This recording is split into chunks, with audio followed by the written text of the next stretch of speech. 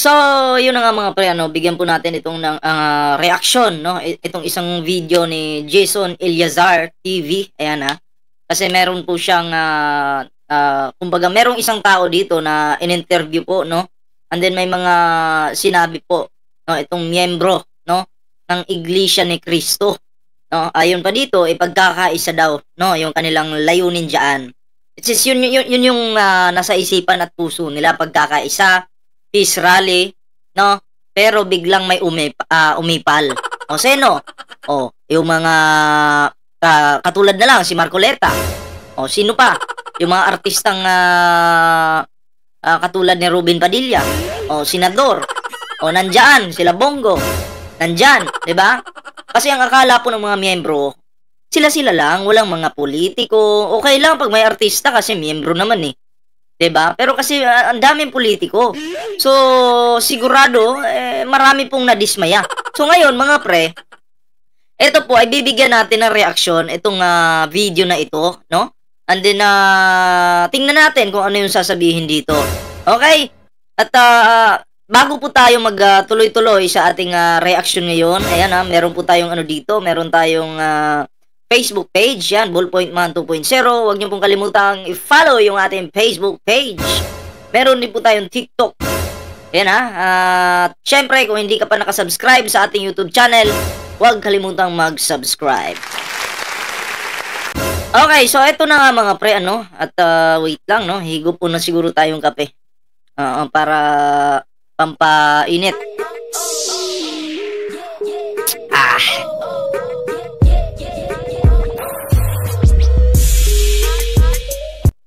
Okay. Asan na yung ating video, no? Ito po, no? Bigyan po natin ito ng reaction. Oy, subscribe nyo po ito, ha? Pahiram muna ng video, Jason Eliazar TV. Ayan po yung kanyang YouTube channel ko. Anyway, kung gusto yung mapanood dito ng buo, punta lang kayo sa channel niya, no? O, yan naman yung kanyang YouTube channel dyan. Naka-flex. Okay, so ito na. Panoorin po natin.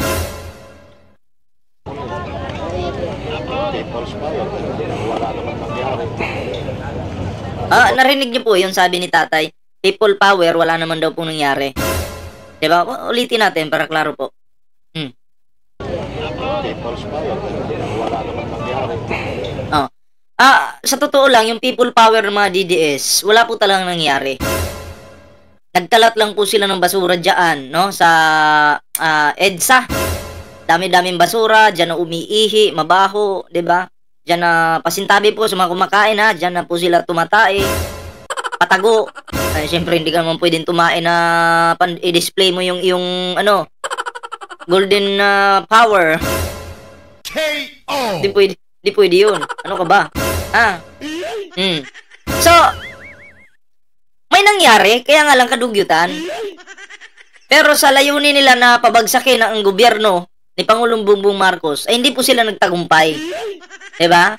Oo, sila po mismo yung bumagsak. Actually, marami pa po silang hinikayat, no, ng mga kapwa natin Pilipino na samahan sila sa kanilang rally na ginawa doon sa EDSA. Oo, and then pinangakuan ng pera, may 500. Then pagdating nila doon, nabigyan lang ng 200. O, binalita po yun sa mainstream media. O, 200. Tapos, late pa yung kain nila. Ang pangit kasi dito, ganito. Nagrally-rally po sila doon, and then, nanghingi sila ng pera para sa rally.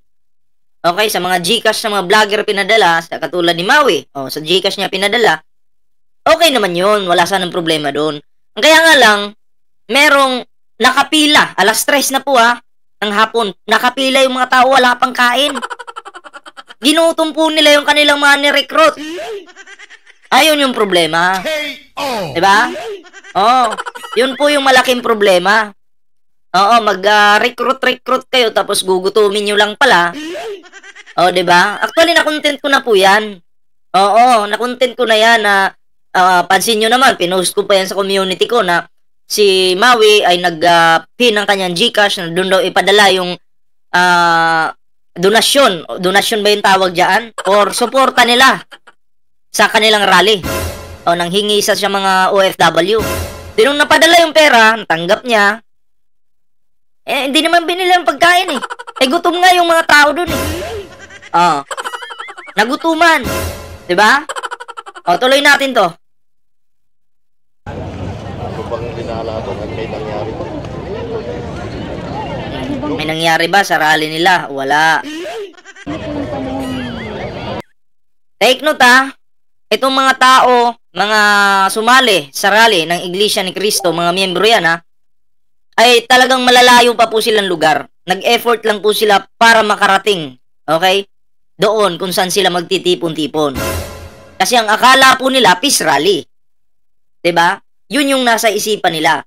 Pero hindi po nila in-expect na nagamit po pala sila ng kanilang leader. Okay? Sino ba yung leader? Katulad yan, si Marcoleta. Politiko yan. Nagsalita sa harapan ng stage. Paano naging peace rally yan? Pagbanat yung ginagawa. Diba? Kaya sigurado ako, dismayado po ito si tatay sa nangyari. Kasi nagamit sila eh. Diba? Nagamit sila. Hindi po peace rally yung nangyari. Kita nyo naman. Diba? Doon sa mga speech ni Boy Kamatis.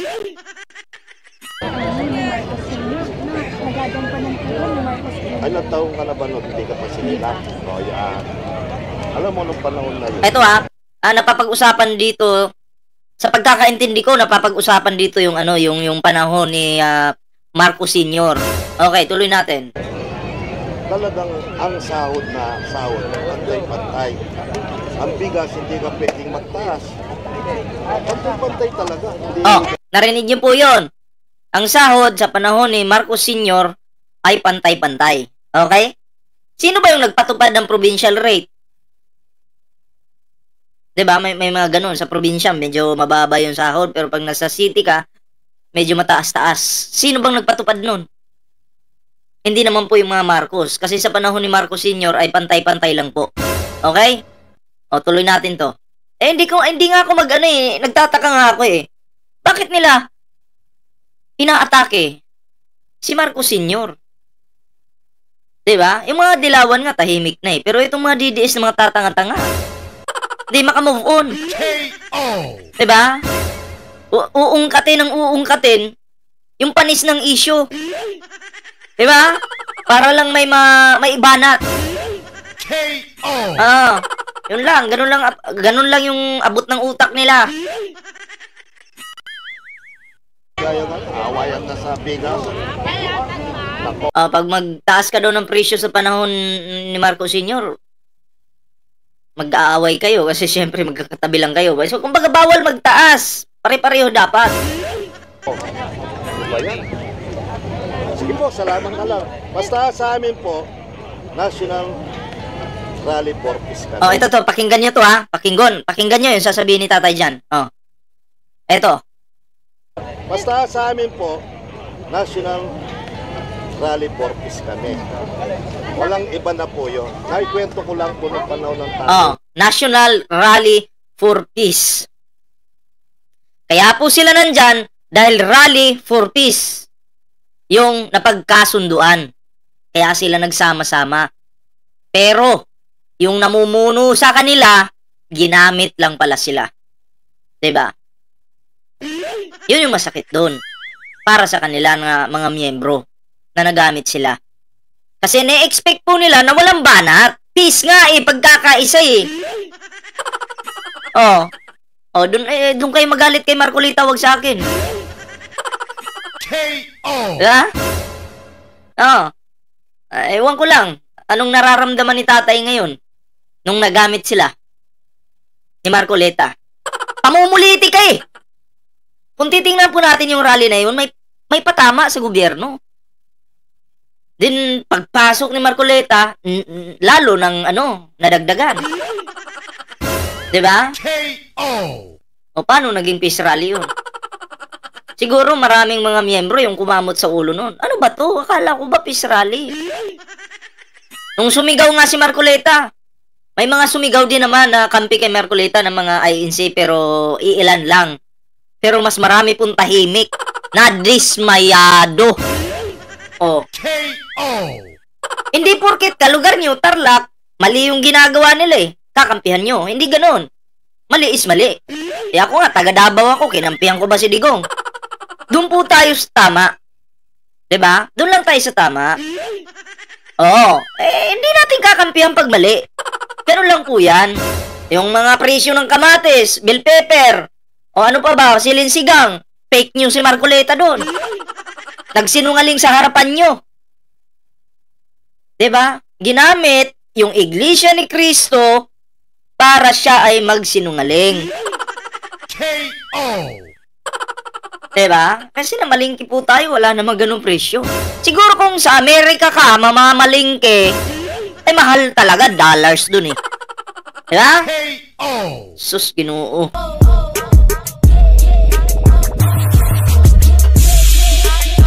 Oh. Dismayado po, sigurado yan. Oh.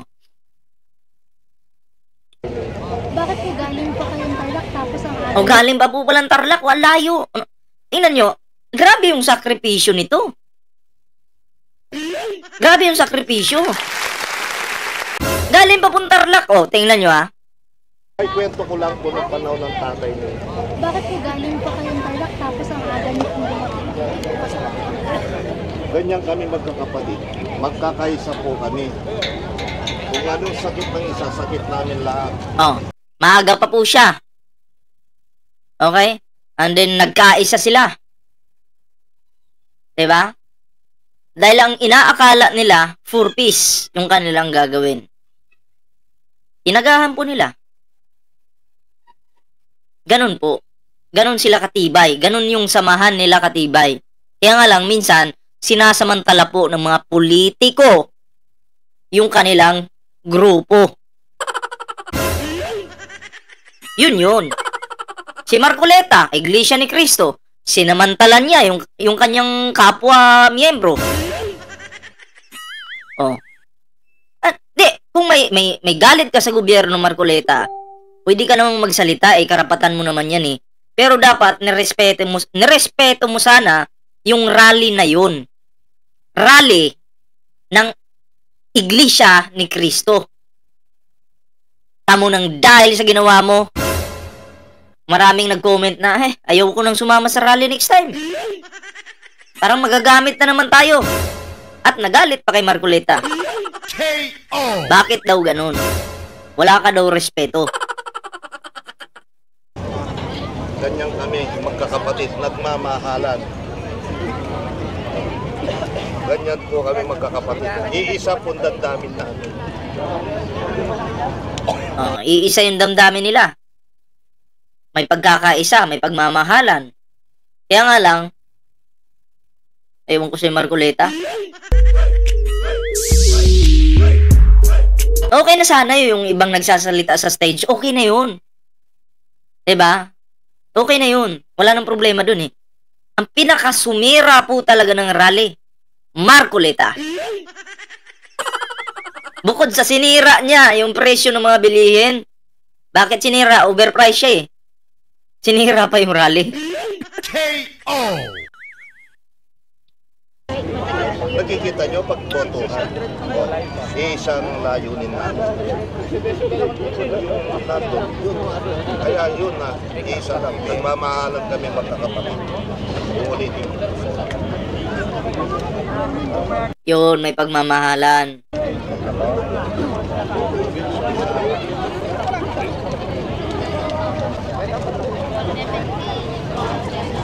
So, yun na yung yun na yung video mga preno.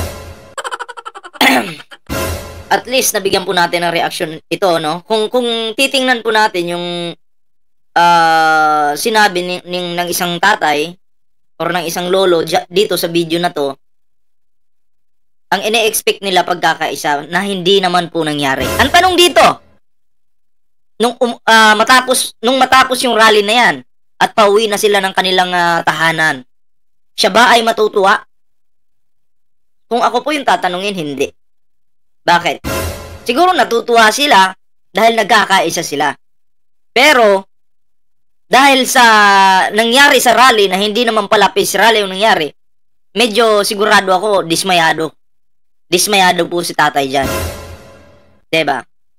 Kasi nga, pamumulitika yung ginagawa at yung mga vlogger-vloggeran na nandoon sa stage, nandoon sa lugar, ginawang pinagkakitaan yung rally. Diba? O, pinagkakitaan po nila. Diba? So, nagamit po talaga yung rally. Akala nga namin, walang mga vlogger na nandun eh. Diba? Pero bakit meron at meron?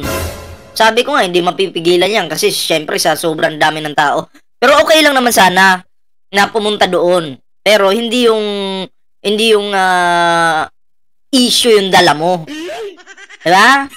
Katulad ng mga kasama nating vlogger, pumunta doon. Katulad ni Nyulo, pumunta doon.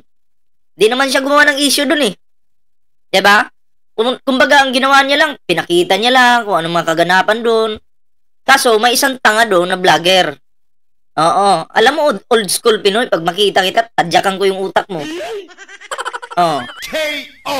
Pag tatanga-tanga ka, bakla ka naman. Di ka nga pumalag eh. Diba? Oo, huwag ka nang umayos ka. Huwag ka tatanga-tanga ha. Nako. Akala ko, ubos na yung mga tanga. May natira pa palang isa. Vlogger-vloggeran si old school Pinoy, magla-live. Wala namang views. Hindi ka naman sana malalait kung wag kang mauuna. Ikaw yung nauna eh. Yung nilait mo, dalawa yung channel, puro may silver play button. Sasabihin mo, vlogger-vloggeran, samantalang ikaw yun. Eh pag magla-live ka, 1,000 lang yung views mo. 24 hours, ganun pa rin, 1,000. O sinong vlogger-vloggeran sa inyong dalawa? Kapal na muka. KO! Diba? Parang ano lang, tanga. KO! Yeah, so yun lang po yung ating reaction ngayon sa video na ito mga pre. At syempre no, meron po tayong Facebook page. Huwag pong kalimutang i-follow yung ating Facebook page, Ballpoint Man 2.0. And syempre, meron din po tayong TikTok mga pre ha. Follow nyo po yan. And syempre, sa hindi pa po nakasubscribe sa ating YouTube channel, huwag kalimutang mag-like, share, at subscribe. Sa mga bagong natin dyan, mga bagong subscriber, maraming salamat po sa pagsuporta sa ating munting YouTube channel. Ayan, so thank you so much po.